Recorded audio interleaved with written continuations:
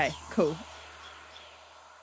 Cool. Well, hello and welcome to Two Queers. One Pod. I'm Bridie. I'm Imogen. And yes, this is episode 1, or possibly something that's not even ever going to air based on how it goes. But this is very exciting. So basically, yeah, we've been friends for some time. Over 3 years now, but it's felt like much longer than that. I take offence at that. And yeah, we're just going to probably briefly explain a bit about ourselves. I guess I'll go first. So I'm Bridie. I'm 23. I'm a graphic designer and illustrator. That's basically what I put on my profiles. But realistically, I do graphic design and work in a print room in a stationery shop, which is great fun. I've been there for almost 4 years, and that's what I do. It's quite fun. And yeah, your turn.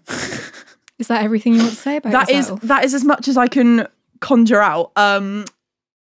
Yeah, You're far more than your job, Bridie. I know. What do I do though? You create very good Spotify playlists. Yes, okay, fine. I enjoy listening to music. I enjoy making Spotify playlists or just playlists in general. I like to... Give me an example of that music, Bridie.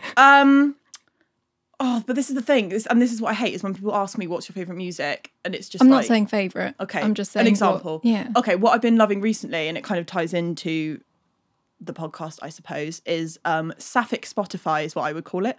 My friend Chloe made a playlist called Sapphic Hours, and basically, and it was, to be fair, most of it I hadn't really listened to before. I was aware of certain artists on it, but I think I was on a bus, and it was a combination of the fact that I was on a bus for the first time in months, because this is obviously during pandemic times. And I hadn't heard any of these songs before. And it was just like amazing. It's lovely. It's ethereal. It's most of the artists on the playlist, and it just makes me feel very happy about life. So yeah, music's one thing that I am interested in. I'm not interested in talking about myself very much. You will, in this kind of context, the kind of forced, You are a Leo sun, Capricorn moon, Scorpio rising. Yes, that's Leo sun. Oh, well, Immi just said, I'm not going to repeat it, but that's my astrology sum up. I like films. I like to watch films that I've already seen, and I like to watch films that are mostly like lighthearted. If you saw my bookshelf right now with all my DVDs on it, it's mostly Disney musicals and stuff. Whereas I think if you looked at me, you may not think that about me, but that is one of my favorite things, is kind of forced joy and cartoons and singing. You have very strong opinions about some of the best Disney films. For instance, very underrated Hunchback of Notre Dame. The Hunchback of Notre Dame is one of the best films. Not even in the Disney universe, in the entire world. It's perfect. It was my favourite when I was younger. I think to start with, because it was the only one that we had that was PG. So I was like, oh, and then... As opposed to... U. Right. Yeah, so all of them are U's, except... I was thinking about all those 15 Disney films that I hadn't seen. No, well, the thing is I don't really know why it's PG. I think it's just because it's very overtly, religion. And no one ever says the word, Catholic Church, I don't believe. But it's very Esmeralda's pretty sexy as well. Yeah, exactly. And it's all very the bad guy in it's like, I'm in love with this woman. If she doesn't want to be with me, I will have to be forced to kill her. And that's a bit on the nose for a kid's film, but there is an entire song about it. That's just Disney for you, though, hence, isn't it? Yeah, hence the PG rating. But basically, when people ask what my interests are, I just kind of say music, TV, films, and then it gets to the point where I'm like, well, so does everyone. But I feel like, yeah, we'll discover more about me as we go on. But my hands are sweating, and I would like to pass it over to Immi now, if you don't mind. It's fine. I knew that I had to do this, and now I'm over it, and I probably will have to do it again because this was quite crap. It's not crap. It's great. It's way better than most Tinder profiles. Oh, yes. Can you imagine having written all of that on a Tinder profile? mine used to be that long. If I did that and anyone did read it, I would take them out, and so that's that. Well, I mean, that's it, isn't it? You know, you want to know more about people before you take them out. Yes. I mean, we're saying, take me out. It sounds more like an assassination. So yeah, I'm Immi or Imogen, whatever, just not Immo. Preferably. I'm 25. Did you say you were 23 or 24? I'm 23. Are you? Not very long. I was 22 a couple of months ago. Now I'm 23. I thought you were only 1 year younger than me. Nah, 2. 2. There we Oh, go. if you're just, wise beyond your years. Oh, thank you.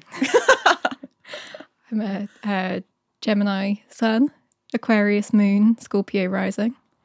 And I have very little in the way of any other information. See, okay. Before we started recording, Immi was like, I thought that it was going to be me, but it's clear that we are both not good at this part. So that's why I said that we would either talk about each other or ask each other questions. I can talk about you all day. You're very, very, well, it's not a hobby, but you're very caring. So you enjoy the astrologies and all things that side of the woods, or whatever you say. You love reading. I feel like if I could describe you in one sentence, you just love to like absorb info. You're very, you just, in sort of every waking moment or most waking moments, you're learning and you're expanding because you enjoy that. And I think that's really cool, because the amount of conversations I've had with you where I'm like, when did you get the time to like... It's because I don't have a job. Right. That is a fairly crucial part of it. Well, I still think it's great that you're the friend that I have that just knows a lot of stuff. And I think it's really cool. And thank you. Yeah, specifically, my brain's just gone absolutely foggy, because now I feel like the pressure's back on me. It's fine. There's no pressure. It's fine. I do like reading. I enjoy, let's expand on that. But more specifically, I like collecting books. I really like buying books and then probably never reading them. Yeah. I get quite intense vertigo when I read, because I get way too invested in the storylines and the characters, and I get just too upset by the whole thing. Do you get it when you're reading and your sort of mind's eye is like there? Oh, absolutely. That's great, because not everyone has that, which I find kind of sad. But I get like the zoomies when I come back out of reading a book and I'm not where the book was set. That's really interesting. It's really awful. Cool. It's really uncomfortable. Like, I've had it in the Sainsbury's cafe where I've been slightly convinced that I was in like Sherlock Holmes London. Yeah, and then you look suddenly zooming back out into reality and realising that my Sainsbury's cafe toasted tea cake's gone cold. Oh, God. I live a tragic life. What else is there? You like baking? Do I? I think you do, or certainly more than me. I like consuming baked goods. I don't do an awful lot of baking, but I like that you have that impression of me. I feel like you maybe made like a batch of cupcakes once, and I was like, "Oh, you bake." I do. Yeah, I do. I mean, I do enjoy baking, but I also have a real aversion to sticky textures on my hands, which does get in the way of doing that. Fun. I'm very good at making Christmas like gingerbread biscuits, and that is the one thing I can think of. Oh no, we were talking about how I can make pizza dough earlier. Maybe that's why. Okay, it's in your head. I've held on to that nugget of info. Yeah, is that baking though? I guess so. It's making bread. Yeah, you just associate baking with sweets most often, don't you? True, but do love a good cupcake or donuts. I am slightly obsessive about donuts. Maybe that's it. Do you have some kind of like bakery subscription? No. Of sorts. I thought you had like on a Saturday morning you get things delivered. I mean, I ordered some things to get delivered to my house this morning. It's not a subscription. I wish. That would be amazing. How good would that be? To sort of wake up on a Saturday and go, oh, but also I know what's outside my door, and it's a nice breakfast donut. Yeah, it's a nice baker man that knocks on the door and then delivers allergen-free baked goods. Yeah, I feel like that sort of thing probably happened more regularly and less of like a novelty many sort of years and decades ago.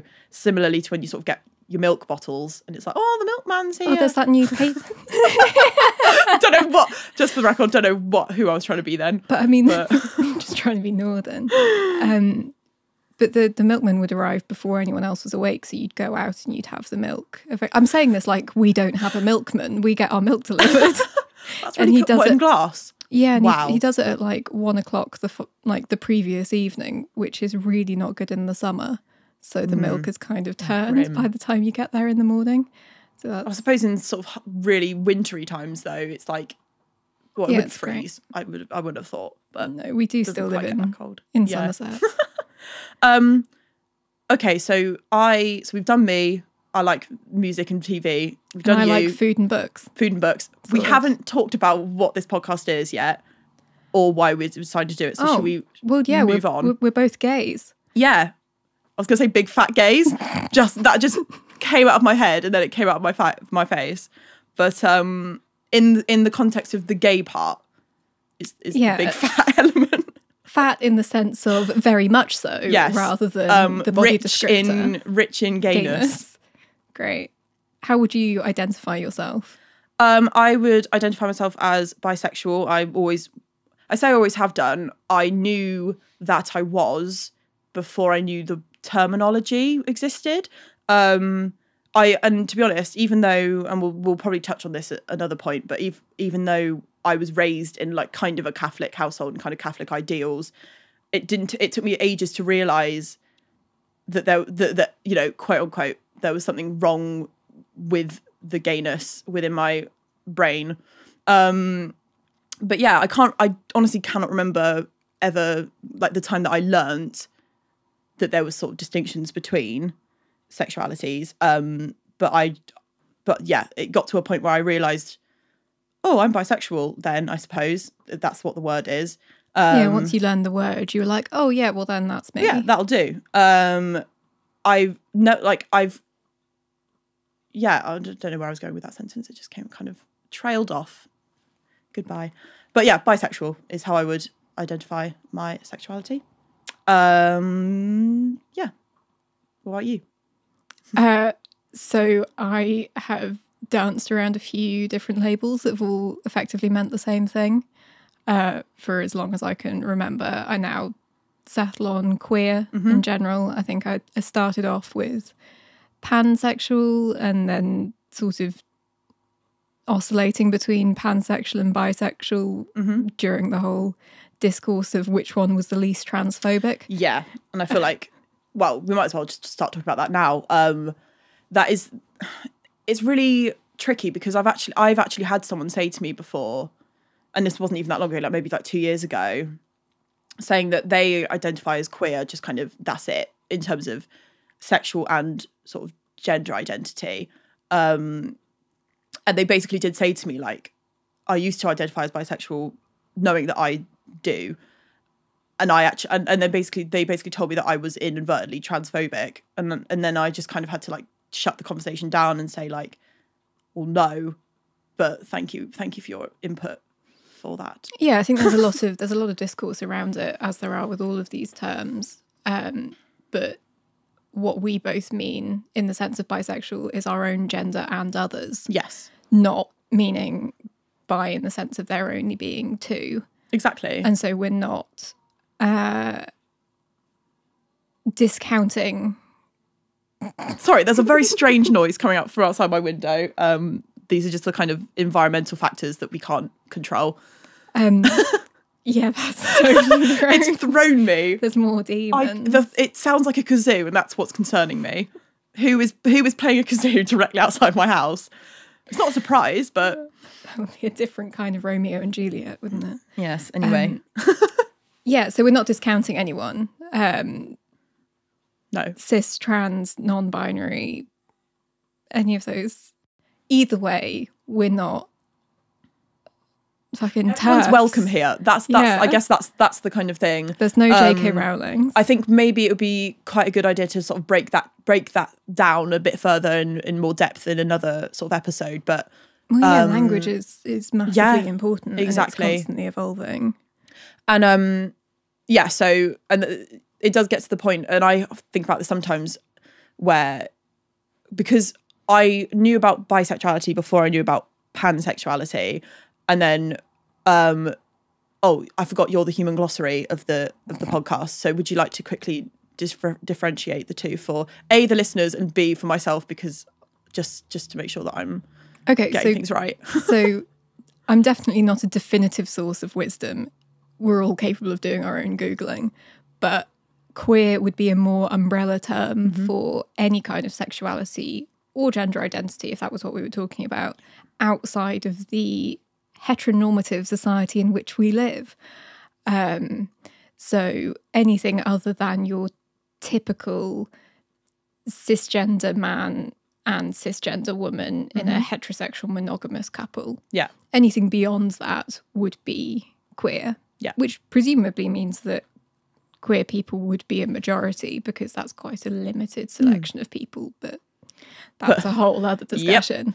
And then bisexuality, in the way that we're talking about it, would be the sense of being attracted to your own gender and other genders, not suggesting that there are only two genders. And then pansexuality is more of a global sense of not having any skin in the game of what gender people are and being attracted to people. There's that really naff thing about it being about hearts, not parts. So you're not really fussed about what's going on in someone's pants. Bless. You get more invested in someone's personality. So when I realised that pansexuality was a thing, I sort of read the two descriptions, and I was like, well, I mean, they kind of both apply. And then it made me go into this whole like mental tears of like, well, can I be both? Can I be like what? And then it kind of goes, right, if you just use like an umbrella term such as queer, then I guess it just leaves room for no sort of, I was going to say no criticism, but that's absolutely not true. No sort of questions, no like having to go further than that. It would, if we're talking to other queer people mostly, is that's when you don't get any sort of flags. Yeah, the only difficulty would be that certainly to older generations, the word queer is still seen as a slur. Yeah. So although our generation, and obviously people from previous generations have reclaimed the word, there are still people that would be uncomfortable with using it, certainly to identify themselves, although they wouldn't necessarily have an issue with other people using it to identify. And then it just, all this kind of chat, I mean, it's definitely very useful to have these labels that we can kind of use to understand ourselves better, but then it just kind of makes you go, well, why can't we just have none? Like, because we're not there yet. No, indeed. We do still live in this society where all the representation that we have is heterosexual and cisgender, and so when we stop being the other, then we don't need to have labels. Is my no, for sure.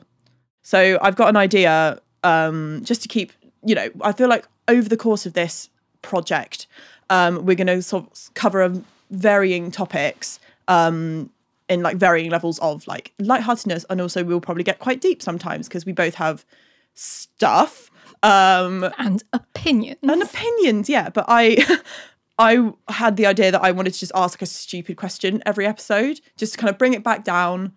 Not necessarily stupid. I think this is quite an insightful question, actually. But yeah, just to kind of bring it back round and kind of, send people away in feeling hopefully a bit, you get it. So my question to you, Immi, is what dessert would you be if you could be one? And that basically covers anything in the like sweet category. Okay, so my brother asks me these sorts of questions all the time, and I need to drill down on, are you effectively asking me what my favourite dessert is? No, or I'm are asking... you asking what I feel represents me most within the dessert I'm world? literally asking, if you were there with like your eyes and your sort of facial features, and then you stuck that onto a dessert, you are the dessert, it is you. What dessert do you think sums you up best? And it would be good if you also did like it, obviously. But well, then we get into the sense of whether or not we like ourselves, and that's a whole other episode. Lighthearted. Keeping it light. I'd probably go for I don't know what I suppose it would be called a chilled cheesecake. So none of that baked shit. None of that New York Nothing that's been anywhere near an oven. Oh, yeah. Good. Because that's an abomination. Nice.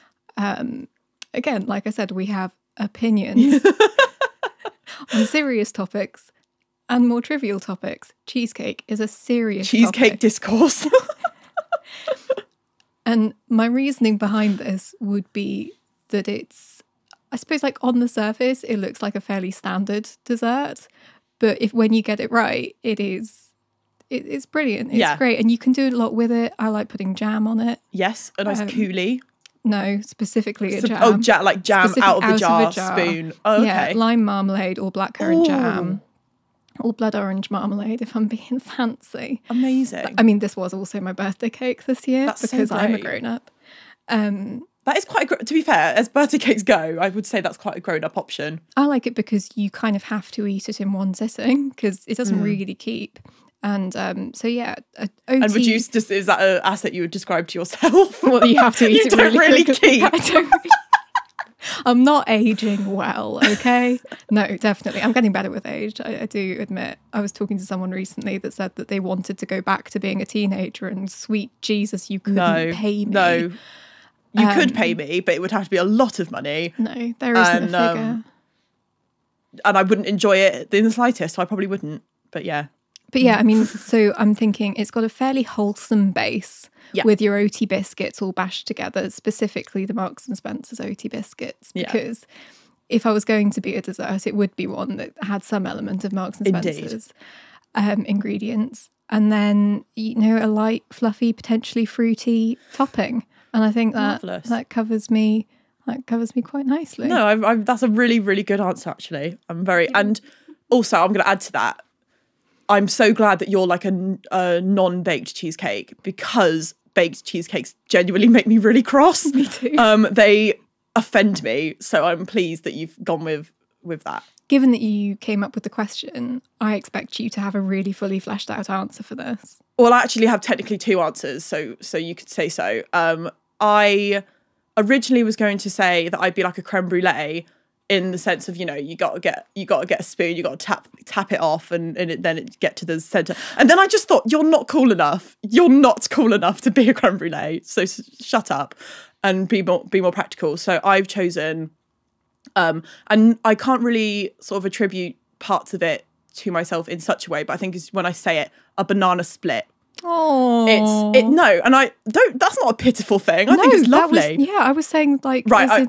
I misconstrued the tone of your R, but okay, thank you. We can rewind. I'll use that button. Love that. Absolutely love that.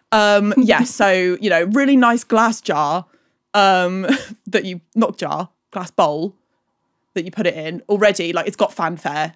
And then beautifully presented. Yeah, but then at the end of the day, it is just a banana with some cream on it. But ice cream and cherries and sprinkles. That's what I mean. When you put all the little bits together, the end result is not too bad. It's amazing. It's a classic. Yeah, and because I was literally thinking for ages after we had the whole creme brulee argument in my own head. I was like, right. After we had the whole creme brulee, me, myself, and my brain. The banana split there was no other option. I just thought, agree with that. Kind of sweet. Iconic. Not to everyone's taste because not everyone likes bananas. Yeah, because not everyone is correct. But yeah, I think, and also it's just a bit, it's a silly sort of. You love to experiment with how you present yourself. Exactly. It's all about those little accessories. You can change it up. At the base of it is a banana, but what you put on top, and as long as you've cut it down the middle, it's still a banana split. I think that's what makes it a banana split, right? Because it's just been sliced. But that's it. Unless you're one of those, absolute rebels that slices it the wrong way. Do you know what I used to do, actually? This has never come into my head since I was a child. But I would go in with my hands and I'd like break the banana into two bits and then just like use it as a scooping device to just like scoop the topping. Big brain thing. I am a genius. I don't know why my parents didn't look at me then and go, wow, she's destined for greatness. Sticker in Mensa. Destined for greatness though there is a spoon on the table.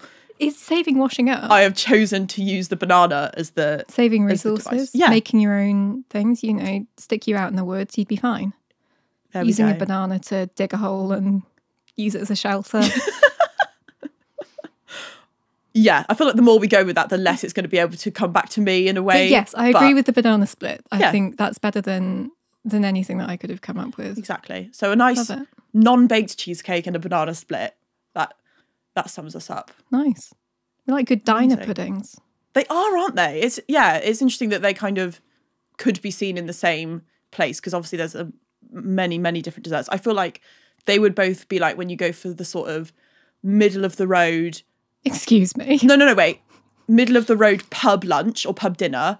So like not a shit pub, but not like a 5-star pub. But then the dessert comes out and you just go, this is quality stuff right here. Yeah, it's a simple idea executed very well. Yeah. That's us. Amazing.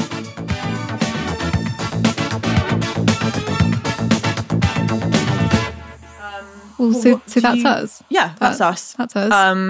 That's our introduction. Yep. So we've gone over who we are, what we like vaguely, but it will come up. These sort of things will just come up the more we go, I think. And what desserts we would be. Touched vaguely on, the spectrum of the LGBTQIA plus business. It's not a business. Yeah, it is. It is a business. Yeah, fair. No, yeah, you're right. But yeah, so we've got some other topics obviously lined up. We haven't just come on to do this one and then move on. That's a good point. What else do we want to talk about? Oh, we're going to talk about all sorts. Shall I get up my Let's get up the Google Doc. Let's get up the Google Docs because we are so organised. Yeah, so we basically, the categories that we've written are music, other podcasts, film and TV, print media, art and social media, style, fashion, makeup, expression, influences and inspiration. That's going to be a good one.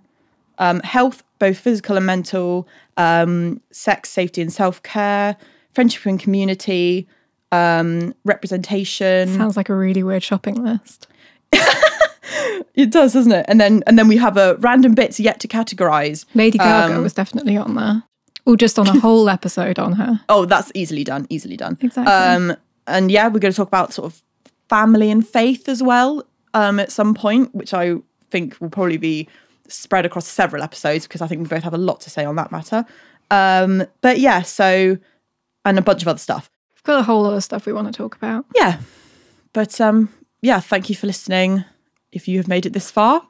And see you on the next one.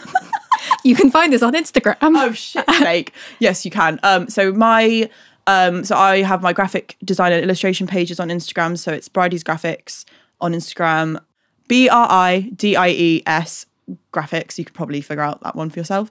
And then my illustration page, which I prefer, to be honest, is Friday Creates. That's Fry, spelled FRY, which is my surname. Please don't look up my address. Day Creates. And then that's my sort of like bright and colourful. I think that represents me better than my sort of job, graphic design and stuff. But that is where you can find me. And I'm at InMinjin, spelled IN. Wait. The word minge is in there. It's worth pointing out. INMINGEN. Yep. And together we're at 2 Queers 1 Pod. On Instagram. Yep, we've set that up. And hopefully we're going to have a Patreon set up sometime soon. Yes, still early doors at the moment, but for all sorts of fun bonus content. Exactly, yeah. Follow us on that Instagram, so 2 Queers 1 Pod. We will be updating it regularly with where we are going on our journey and where you can find us and what you can see and hear. Get some good little rainbows for your ear hole. Yes, that's the one. All right. And it's goodbye from you. And it's goodbye from me. And it's goodbye from me. And it's goodbye from you. I hate us. And it's also goodbye from Harry, our production guy. He's the brain. Well, not the brains. Well, the brains and the hands and the technology behind this whole operation. So thank you very much for helping us out, Harry. And there we go.